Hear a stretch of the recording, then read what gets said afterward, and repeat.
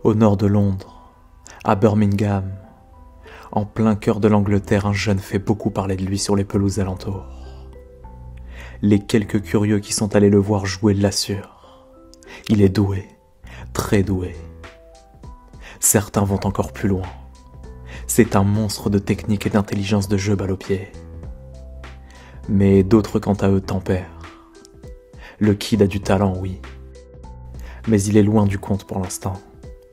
De jeunes apprentis prometteurs, l'Angleterre de toute façon en a vu passer beaucoup d'autres avant lui. Il n'est ni le premier, ni le dernier. Mixte, son prénom n'en reste pas moins facile à mémoriser. Jude Bellingham. Accolé ainsi à son nom de famille, ça sonne bien, plutôt même très bien. En bouche, ça donne l'impression de fusée. Jude Bellingham, ça coule de source à l'oreille. Rien à voir par exemple avec Alex Oxlade-Chamberlain. Là, on a plutôt l'impression d'en avoir plein la bouche. Bref, s'il doit un jour faire carrière, nul doute que les commentateurs n'auront pas de difficulté à parler de lui. Programmé pour réussir, Jude ne l'est pas seulement par l'onomastique. Côté terrain en effet, il semble avoir quelques prédispositions là aussi. Sur les pelouses d'entraînement U12 de Birmingham déjà, il a des fourmis dans les jambes. Les seules séances du mercredi après-midi ne suffisent pas à assouvir sa soif de ballon, ni ses ambitions. Alors souvent, il s'inflige des heures supplémentaires le soir, juste histoire de répéter ses gammes en solitaire. Et pour ce qui est des matchs le week-end, il en profite pour les disputer à plusieurs postes successifs. Pour l'anecdote, c'est parfois lui qui suggère à ses entraîneurs de le faire évoluer à des positions inhabituelles sur le terrain. Tantôt en attaque, tantôt sur l'aile, tantôt plus bas au milieu du terrain. Le meilleur moyen selon lui d'élargir au maximum son volume de jeu et ses compétences. Il ne lui faudra d'ailleurs pas attendre bien longtemps avant d'entamer les choses sérieuses. Pour gravir les échelons en revanche, Jude a l'intention d'utiliser un flyboard. Pas question de prendre son temps, ni pour lui, ni pour ses dirigeants. Pourquoi en effet perdre du temps quand on sait déjà tout faire? Alors dès l'âge de 14 ans, direction les U18. Puis pour son 16e anniversaire, l'équipe première. En Angleterre, énorme salaire oblige, les places en pro valent très cher. Plus encore peut-être que dans le reste de l'Europe. Sur ce constat, les terrains d'entraînement prennent assez vite l'allure de jungle en plein air, le climat tropical en moins.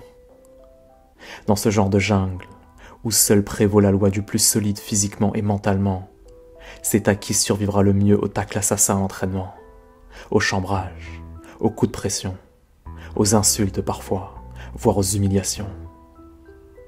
Mais à l'entraînement justement, les seniors de Birmingham comprennent assez rapidement que leurs dirigeants ne s'y sont pas trompés, qu'avec le petit Bellingham, ils ont un solide client face à eux, et peu importe son physique de brindille à l'époque. Mike Dodds, l'un d'entre eux se souvient. Quand il a commencé à jouer en pro, il s'est intégré parce que les joueurs reconnaissent les bons joueurs. Si vous entrez dans un environnement de première équipe et que vous êtes un bon joueur, il y a du respect. Quand ils ont vu qu'ils pouvaient lui faire confiance, ils ont oublié son âge.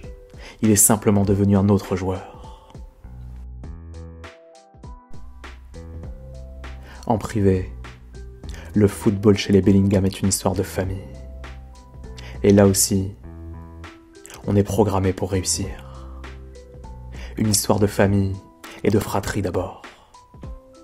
S'il fallait ici convoquer un titre d'Ayam, ce serait par exemple le petit frère. À l'image de Job, le cadet de la famille qui, comme dans la chanson d'Ayam, n'a qu'un souhait de devenir grand lui aussi. Devenir footballeur précisément. Mais pour y parvenir, pas question pour lui de s'obstiner à jouer les sauvages dès l'âge de 10 ans, non. Discipliné, il évoluera dans l'ombre du grand frère pour l'instant, quitte à percer plus tard, et plus modestement s'il le faut. Comme pour le grand frère, le prénom est d'inspiration biblique. Les Bellingham d'ailleurs sont tous catholiques. Mais au jeu des 7 familles, il y a également le père, Marc. Policier la semaine, footballeur amateur le week-end. À la maison, c'est lui qui initie les fistons à la culture foot, de façon plus ou moins consciente. En se pavanant le soir par exemple, avec un faux maillot floqué du numéro 5 du Real Madrid. De quoi susciter la curiosité de Jude qui finit par s'interroger un beau jour. Au fait, papa, Zidane, qui est ce type au juste? Va sur YouTube, fiston, et tu sauras qui est Zinedine Zidane. Quelques minutes de visionnage suffisent alors à faire chavirer le cœur du fils Bellingham, qui tombe quasi instantanément amoureux du génial numéro 10 de l'équipe de France. Meneur de jeu, capable de marquer mais également de passer, intelligent tactiquement, élégant balle au pied, maître dans l'art du contrôle de balle. Le natif de la Castellane a tout ce dont rêve Bellingham pour sa future palette de footballeurs professionnels. C'est décidé. À partir de maintenant, il s'emploiera à l'imiter le plus possible sur le terrain. Et qui sait, un jour à le dépasser. Cet amour de jeunesse survivra aux années et l'international anglais continue de le cultiver encore aujourd'hui. Ses premières idoles d'enfance se nommaient Wayne Rooney ou encore Steven Gerrard. Zizou sera son idole définitive. Depuis ce jour, admet-il, je n'ai jamais arrêté de le regarder.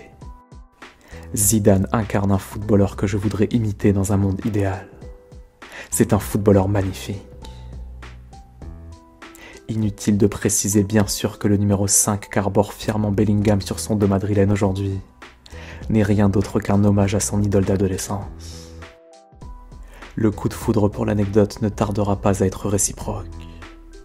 Et même si Adidas, le sponsor que partagent les deux hommes, n'y est sans doute pas totalement étranger, force est d'admettre qu'entre Zidane et Bellingham, il y a eu crush. Comme avec Benzema quelques années plus tôt. Reste à voir désormais si, cette fois-ci, l'un aura le loisir d'entraîner l'autre. Loin de Birmingham en tout cas, c'est finalement du côté de l'Allemagne qu'aura lieu l'explosion véritable. 3 saisons au total, pour passer du statut de jeune espoir à celui de cadre à Dortmund. Le tout à même pas 20 ans. Son départ vers le Real d'ailleurs laissera pour beaucoup le Borussia totalement orphelin en attaque. Plus encore peut-être qu'après celui d'Erling Haaland 1 an plus tôt. Un départ vécu donc comme une triste nouvelle sur le terrain. Mais certainement pas dans les vestiaires. Car en interne, l'image véhiculée par l'anglais pendant ces 3 années allemandes n'a pas eu grand-chose à voir avec celle du jeune premier de la classe désireux d'apprendre des plus anciens. Bien au contraire. Lors de sa 3e saison surtout, son comportement quotidien au sein du groupe pro exaspère nombre de ses coéquipiers. Tous ceux qui par exemple ne supportent plus les sauts d'humeur du Golden Boy à l'entraînement et ses fréquents coups de colère sur le terrain chaque fois qu'une passe ne lui arrive pas dans les pieds. Après les matchs, détaille une source anonyme, au Signal Iduna Park, Bellingham attendait que ses coéquipiers saluent les fans et qu'ils s'en aillent, pour ensuite sortir et recevoir les ovations seul. Un soir d'Europa League, autre exemple, les caméras de télévision captent une séquence verbale d'une violence inhabituelle de la part de Bellingham. Quand, à l'égard de Nico Schulz, de 10 ans son aîné, il explose de colère après une passe ratée. Tu ne peux pas faire une putain de bonne passe. Tu es une putain de merde, à chaque putain de fois. Bild va même plus loin en affirmant qu'au cours des derniers mois de la saison 2023, un sentiment anti-Bellingham a même fini par s'installer dans le vestiaire allemand, faisant ainsi de son départ une excellente nouvelle pour beaucoup en interne. En privé, d'autres quant à eux vont même jusqu'à interroger sérieusement le réel statut de leader de l'actuel madrilène. Bellingham, assure-t-il, a surtout affirmé son statut de starlet à partir de l'automne 2022, dans la foulée du départ d'Haaland vers City. Comme par hasard.